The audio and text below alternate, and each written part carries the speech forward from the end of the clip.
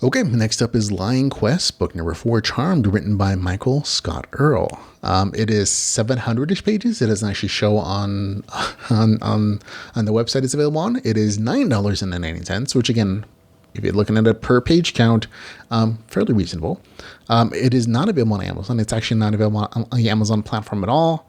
It's only available on the author's website, which we'll have a link in the show notes for you if you want to go purchase it. Here's the author's description. Leo Lennox is the world's best gamer. But what if he isn't really playing a game? In the real world, the line between game and alternative reality becomes more blurred, and Leo seeks to answer from the web of conspiracies surrounding Zarra. In Ohlavar Quest, Leo and his faithful friends must protect the newly crowned queen from necromancers across the sea. Leo knows he's outmatched, so he enlists the help of two deadly and very beautiful women, one who dances with swords and flirty words, and one who wields dark magic and aims to seduce him. There you go. And from the cover art, you can probably tell that there's some things that are different in this series and this entry.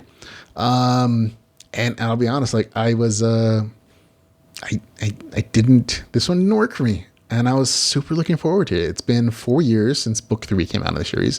And the first 2 books in the series, I think, are among the best in the genre. I think it's one of the few series that has gotten a 9 out of 10 from us, which is not just good, it's not great, it is amazing.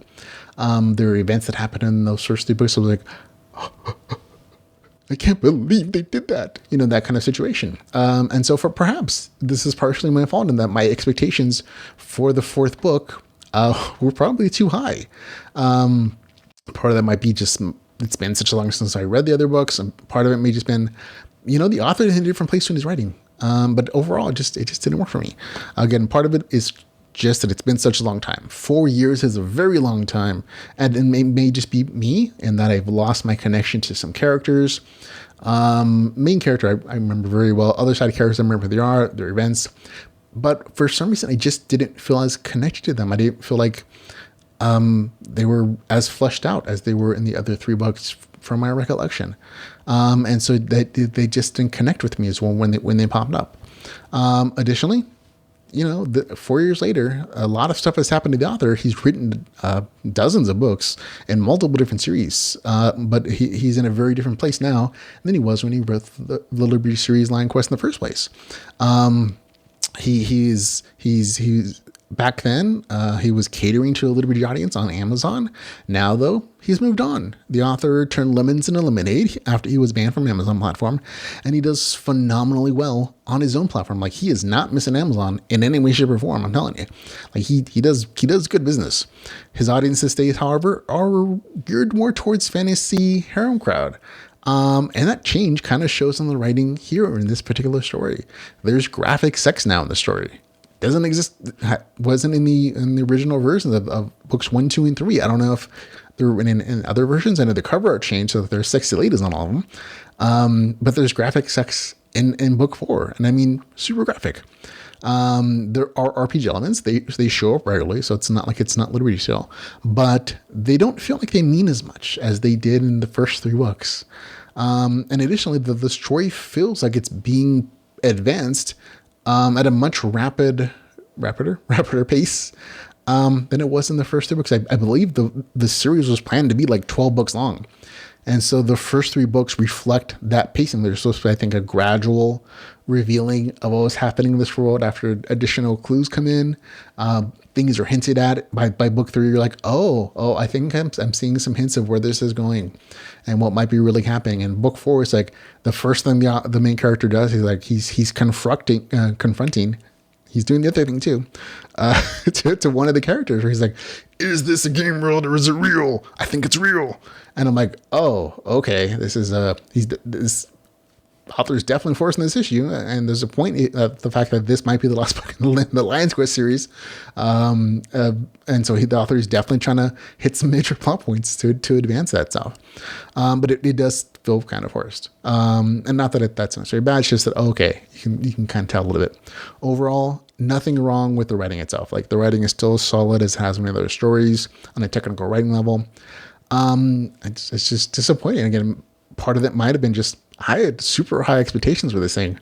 But it felt like some of the characters, like Cornac, was just less fleshed out to me. The romantic relationship came to a head in multiple multiple meanings there, but it felt a little rushed and it felt a little graphic for me. Other readers, I'm sure they really liked it. The action is there; it's still good, it's all right. But again, there's definitely a less of an RPG world vibe in the story. Like other entries in the series, there were actual elements of like, oh, this is definitely a game world.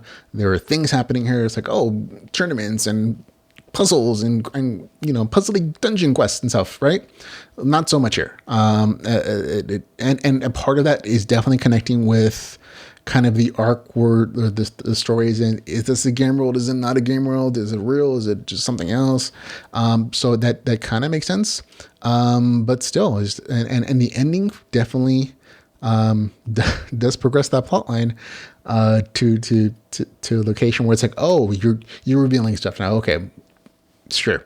But even with that being the case, it just didn't save the story for me, unfortunately. And I'll note there are plenty of other people who have enjoyed this. They've noted in online. They might be new readers.